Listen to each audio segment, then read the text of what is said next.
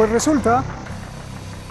resulta que mientras usted ve todo este caos en Washington, mientras todo el mundo está hablando del impeachment, del Capitolio, de Biden, de Pelosi, los disturbios, mientras todo eso pasa, tras bambalinas, Donald Trump y su secretario de Estado están haciendo otras cosas. ¿Qué cosas? ¿Por qué? ¿Es algo personal? ¿Obedece a algo mundial? Preguntemos. Soy Roberto de la Madrid y este es su programa.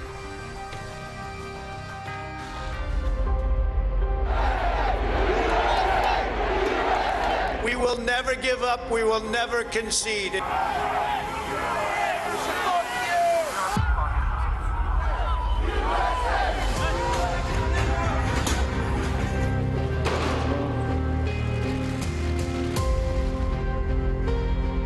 Mientras acontece el caos político en Estados Unidos desde hace 4 años que lleva la presidencia de Trump, desde los supremacistas blancos hasta el último ataque al Congreso que lleva la bandera pro-Trump, la administración, en lugar de meter en cintura a todos los promotores de violencia racista y supremacista y asignarlos como entidades terroristas, opta por reingresar a Cuba a la lista negra que tiene como los estados patrocinadores del terrorismo. Para dar una justificación legal, Estados Unidos señala que Cuba no cumplió con lo que le prometió a Obama, quien lo sacó de la lista del terrorismo, al seguir aplastando a la disidencia, que Cuba es quien tiene la soberanía de Venezuela al ordenarle qué tiene que hacer a Maduro, convertirlo en plataforma para el narcotráfico internacional, que Cuba protege a terroristas como los miembros del ELN, que fueron a los diálogos de paz y ya no regresaron, y ha negado la extradición a Colombia, que Cuba es el santuario de fugitivos de Estados Unidos. Con esto, Washington le prohíbe a la isla exportar e importar armas. Ciertas exportaciones que también mejorarían sus capacidades militares son controladas y le restringe la asistencia económica. Cuba, como otros países en esa lista, no puede acceder a préstamos del Fondo Monetario Internacional y otras instituciones globales. Todo esto se suma al embargo de más de 60 años contra el país y la campaña de máxima presión que Trump ejerció desde que asumió el poder. Con esta medida, de nuevo hacemos responsable al gobierno de Cuba y mandamos un claro mensaje. El régimen castrista debe acabar con su apoyo al terrorismo internacional y con la subversión de la justicia estadounidense. Cuba rechaza esta actitud de Estados Unidos, desmintiendo todas las acusaciones. Nosotros insistimos que se trata de una calumnia, de una injuria contra Cuba y de que el secretario de Estado deliberadamente miente al calificar a Cuba como un país patrocinador del terrorismo. Estas son listas como la de los estados que supuestamente patrocinan el terrorismo, que son totalmente unilaterales. Cuba afirma que su constitución repudia el terrorismo y asegura que todo esto se trata de una campaña personal del secretario de Estado de Estados Unidos, Mike Pompeo, y su desprestigiada política exterior. Cuba también contesta que, de hecho, ha sido víctima de ataques terroristas de Estados Unidos y los miembros de la ultraderecha cubano-americana. Ataque que, según el representante permanente de la isla ante la ONU, ha dejado más de 3.478 muertos y más de 2.000 discapacitados.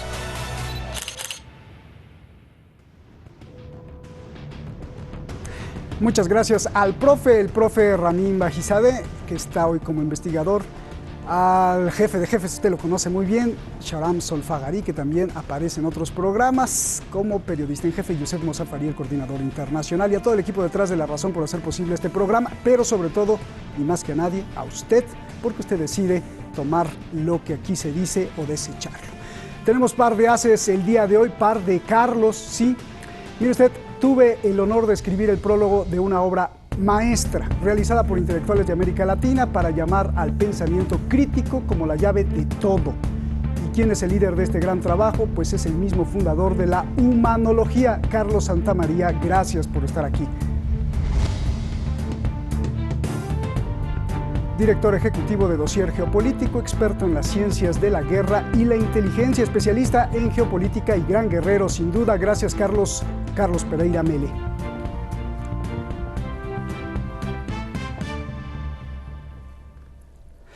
Como los dos son Carlos Pereira, comienzo contigo. Vayamos a ver directo a las motivaciones sospechosas. ¿Por qué Donald Trump lo hizo ahora y por qué no lo hizo antes? Bien, es evidente que Donald Trump está abandonando el poder, pero está tratando de asegurar desde un punto de vista su poder interno en Estados Unidos. No hay que olvidar de que el gran flujo de votos latinos, anticubanos y antivenezolanos estuvieron en el estado de Florida, donde apostó muchísimo en estas elecciones para tratar de quitarle el apoyo al Partido Demócrata. Y por supuesto también en otro estado donde hay fuerte presencia también venezolana-cubana, que es Texas. Ese es el ámbito de la política interna. Ahora, en la política exterior no hay que olvidar nunca que Estados Unidos considera el Mar Caribe su Mare Nostrum, que allí ha aplicado históricamente desde hace más de un siglo y medio, la política del garrote y la doctrina de Monroe, América para los americanos, entendida como América Latina para Norteamérica. Es allí donde debemos empezar a ver esto. Por otro lado, no hay que olvidar nunca el efecto estratégico. Cuba está a 150 millas de Florida. Cuba es una espina que tiene clavada Estados Unidos, que a pesar de las sanciones que desde 1962, más invasiones, más atentados, más ataques que ha realizado, no ha podido doblegar al gobierno cubano revolucionario que se instaló y que continúa en el poder. Todo esto ha llevado a esta situación actual. Situación en la que Estados Unidos también se encuentra en otro momento histórico, que también eso hay que empezar ya a ir sacando la paja del trigo. Gracias, Carlos. Eso me gustó, lo del Mare Nostrum, ¿no? Aparte de la cuestión o el contexto histórico, parece o tiene nombre de antro, y eso, antro es así como un cabaret, y eso ilustraba perfectamente lo que pasa y pasaba en el Caribe. A ver, Carlos Santamaría, un gusto saludarte. ¿Por qué Donald Trump, si está preocupado por el terrorismo, no califica también como grupos terroristas a los racistas supremacistas, tanto de extrema derecha como de extrema izquierda, que han promovido la violencia en estos últimos años dentro de Estados Unidos? Por favor. Dos elementos importantes sobre las decisiones de Donald Trump. Primero, no son producto de que va saliendo. Todo esto ha sido planificado y, por ejemplo, esta primera parte, además de ser un regalo a los anticubanos, también demuestra toda la, digamos, angustia al ser derrotado en todo el mundo, Estados Unidos. Es una política de odio, y como los supremacistas hacen esa política efectiva, él está identificado. No hay que olvidar que él intenta, con esta discusión hacia Cuba, desviar su principal papel, y es que él es el máximo terrorista en el mundo. Y por último, podemos decir que ese odio intenta desviar la atención para que otros sancionen a Cuba.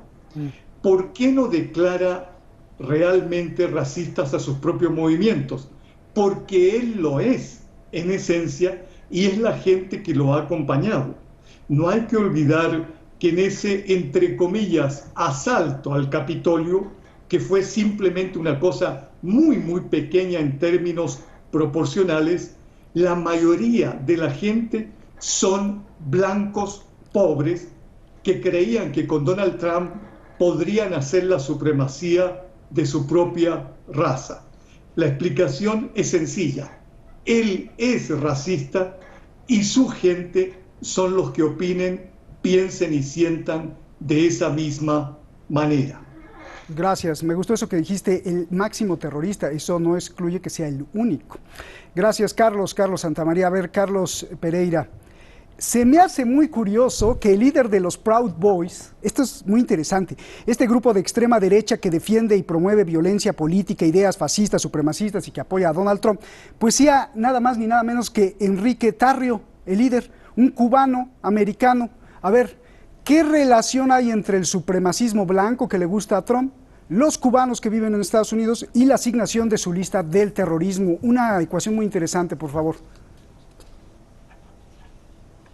Sí, es una ecuación que demuestra la verdadera alineamiento que hay en Estados Unidos. No hay que olvidar de que los exiliados, entre comillas, cubanos que abandonaron Cuba durante la revolución, la primera relación que tuvieron fue con la mafia y con la naciente CIA para organizar toda una oleada de atentados y la famosa fracasada desembarco en la bahía de los Cochinos. De ahí viene esa relación de los sectores duros del anticastrismo que está asentado en Estados Unidos y que por supuesto todo esto se imbrica en esta corriente que muy bien recién lo definió el otro compañero que está hoy hablando. Exactamente, mi tocayo, que está totalmente identificado con el chauvinismo, la xenofobia, el machismo, todas esas corrientes que tratan de sacarlo a ese medio ciudadano venido abajo por las políticas neoliberales en el propio Estados Unidos, darle un enemigo y darle un objetivo de vida, tratándola de que no entienda por qué llegó a esa situación de catástrofe económica y que hoy también se ve en la catástrofe sanitaria, en la catástrofe de falta de Estado para su protección. Allí es donde estos grupos abrevan, allí donde estos grupos consiguen esas masas críticas de gente y que por supuesto han tenido el visto bueno, no solamente de Trump, porque estos grupos tienen más de 100 años desde la guerra civil que han venido creciendo. Lo que pasa que cuando terminó Obama había 1000 grupos de estas tendencias casi terroristas o diríamos pro-terroristas y hoy son 1600 los grupos, armados, equipados, adiestrados por exmilitares pasados a retiro del ejército estadounidense, etcétera. Pero son un real fuente de poder en la que el núcleo duro, en la cual se concentra la posibilidad que intenta Donald Trump para continuar estando en el tapete político. Ahora, eso es muy interesante, pero eso realmente también a Estados Unidos le ha causado una pérdida de influencia internacional al ver que dentro de sus estructuras políticas realmente ha tirado por la borda el famoso, lo que se llama poder blando, que es el poder de atraer, de persuadir, a través de la cultura, de los valores, de la aceptación del modelo político. Esto lo ha tirado por la borda a nivel internacional, por eso hoy Estados Unidos es un país aislado. Digamos seriamente, sus propios socios europeos han empezado rápidamente a alejarse de este sistema. Ahora, también la gran pregunta que hay que hacerse, Roberto, es ¿por qué no habla el Partido Demócrata? ¿Qué es lo que está diciendo el Partido Demócrata sobre las últimas acciones de Pompeo y Trump? ¿Están de acuerdo con las medidas que ha adoptado? Es un tema que se debe también poner en el tapete de la discusión. Qué buena pregunta, ¿eh? Qué buena pregunta. Pues ahora le vamos a hablar a Pelosi, a ver si nos contesta. Dice, oye, a ver, habla de esto. Pues no. A ver... Vayamos a los argumentos de la asignación en la lista, que es el tema central y esencial de Estados Unidos. Claro, Estados Unidos da como argumentos lo siguiente, Carlos Santamaría, que Cuba no cumplió con lo que le prometió Obama, quien lo sacó de la lista del terrorismo al seguir aplastando a la disidencia, que Cuba es quien tiene la soberanía de Venezuela al ordenarle qué tiene que hacer a Maduro, incluso le dicen hombre fuerte, y convertirlo en plataforma para el narcotráfico internacional, que Cuba le ordenó a Maduro proteger a los disidentes de las FARC de Colombia que no firmaron la paz, que Cuba protege a los miembros de ELN que fueron a los diálogos de paz y que ya no regresaron. ¿Qué me dices de todo esto, por favor? Realmente no aportan ninguna evidencia, complementando lo que dice el compañero Carlos Pereira. Claro, porque toda esta gente, Mike Pompeo, son parte de esos grupos de resistencia, pero liderazgo de derecha reaccionario, que son frustrados. Entonces no tienen la capacidad para dar argumentos con evidencias verdaderos.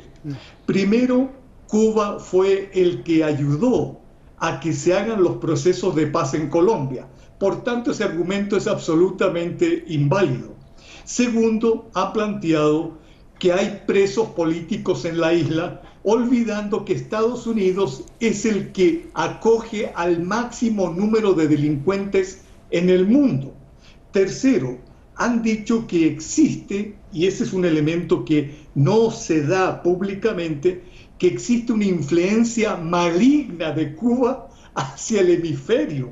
Entonces uno ve esos elementos que no tienen fundamento. Por el contrario, no dicen que Cuba, por ese sistema de salud extraordinario, ha sido el que está aportando médicos humanitarios a todo el mundo para luchar contra el COVID.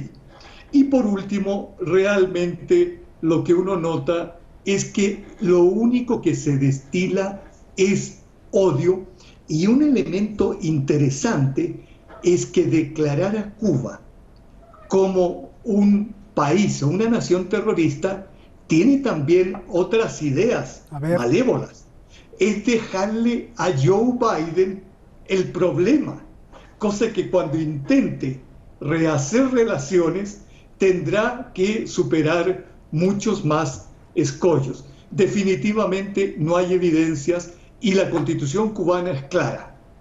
Estamos y condenamos todo terrorismo, especialmente el terrorismo de Estado, que en este caso es el que desarrolla el régimen estadounidense. Oye, de todos modos, los del ELN sí no regresaron, ¿no? Eso sí, no sé. Ahí luego me dices. A ver, Carlos Pereira, el Departamento de Estado de Estados Unidos se apoya en la denuncia que ciudadanos cubanos y venezolanos opositores que denuncian que Cuba tiene todo gratis de Venezuela, que la tiene capturada y que la inteligencia venezolana está en manos de los expertos cubanos y que por eso piden ayuda al gobierno de Estados Unidos. Explícame, porque ya lo dijiste en la pregunta anterior, pero explícame a profundidad si estos opositores son como Juan Guaidó, o dicen la verdad, o son pagados, o qué intereses tienen, por favor. Bueno, ustedes saben que en una guerra lo primero que se pierde y la primera baja es la verdad. Y en este caso estamos en presencia de una guerra que se le ha instalado al gobierno venezolano, que la podemos claramente definir como guerra híbrida. Ya no es un ejército con bandera y banda de un estado contra otro estado, sino son distintas herramientas que se usan desde distintos ángulos para agredir. Y dentro de esa estructura juega un rol fundamental estos grupos minúsculos de personajes que tienen una gran aceptación en la prensa pro-norteamericana, que lanzan estas acusaciones sin prácticamente ninguna validez concreta. Ahora bien, ambas naciones están siendo fuertemente sancionadas, profundamente agredidas, tremendamente bajo riesgo permanente ambas naciones, y sin embargo vienen y nos dicen estos grupos de exiliados, entre comillas, que en la mayoría de los casos son grandes terratenientes o grandes empresarios que han tenido que salir de allí porque no podían hacer los pingües negocios que hacían antes. Entonces, esos grupos son los que instalan en la opinión pública de toda Latinoamérica esa idea de que ambas naciones son dictaduras, que ambas naciones son un peligro para la región. Y en esto coincide también el nuevo candidato que ha propuesto Biden, Juan Sebastián González, que va a ser el nuevo director para el hemisferio occidental, en la que considera que Maduro es un dictador y que se deben reducir los límites de remesa de dinero de ciudadanos norteamericanos cubanos a Cuba, los viajes a Cuba, y que por supuesto el famoso tema de la libertad de los presos políticos. O sea, vuelvo a reiterar, estamos también ante un trabajo de pinzas que la nueva administración me parece que está coordinando en algunos aspectos con esta acción que para mí no es alocada de lo que ha hecho Pompeo en los últimos días. En los últimos días, Pompeo atacó Irán, sancionó la industria metálica iraní, ahora dice que Al-Qaeda se alberga en Irán, ha roto los acuerdos que tenía para no tener tanta relación con Taiwán, o sea, inicia conflicto con China, lo ataca por Hong Kong y ataca a los bancos chinos. también ha declarado terroristas al grupo Houthis en los últimos días de Yemen. O sea, acá hay una escalada que se ha lanzado no solamente para marcarle la cancha, como se dice, a la administración de Biden. Me parece que hay una coordinación. O sea que le está haciendo el trabajo sucio Pompeo, ¿no? Exactamente, le está haciendo el trabajo sucio a la próxima administración. Oye, Carlos, pues ya te contestaste. En la pregunta anterior tú preguntaste por qué los demócratas y ahora ya no lo estás contestando tú mismo. Y es efectivamente, ¿no? Si ya nombró a este director, que es así como el señor Marco Rubio, Ted Cruz y todos estos, pues bueno. Carlos Santamaría, el reporte de la ONU de hace 2 años, octubre. Bueno, ya nos vamos, tenemos muchas cosas. Te voy a hacer una pregunta muy interesante. A ver, bajo Fidel, Cuba tuvo presencia en Guinea, Siria, Nigeria, Algeria, Yemen, Vietnam, Laos, Zaire, Irak, Libia, Ghana, Eritrea, Somalia, Sudáfrica. Incluso envió casi 500,000 de cubanos a pelear a Angola. Pregunta, ¿esta herencia e ideología es la que molesta a Estados Unidos, ya que Estados Unidos siempre quiere ser el primero y único en la injerencia internacional? Exactamente, porque la ideología cubana es una ideología de solidaridad y también de humanidad.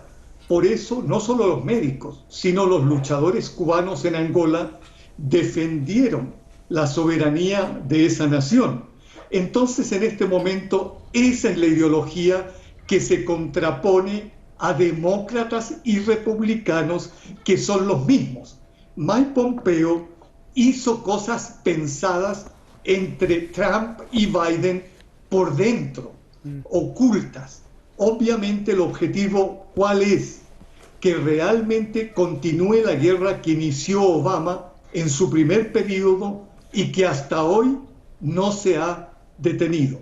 Es la continuación de la política bélica en contra de una ideología multilateral y humanitaria que posee Cuba. Carlos Pereira, a ver, veamos a futuro. ¿Cómo resolver el embargo contra Cuba? Obama comenzó a normalizar las relaciones con La Habana, le dio la mano a Raúl Castro. ¿Por qué? Es más, Raúl Castro en esa histórica foto le alzó la mano. ¿Por qué reconoció que la política de sanciones no funciona? Es afirmación y también pregunta. O sea, Obama dijo, pues es que no ha funcionado las sanciones. Eso lo dijo así. Yo te pregunto, ¿por qué lo dijo así y por qué lo dijo así?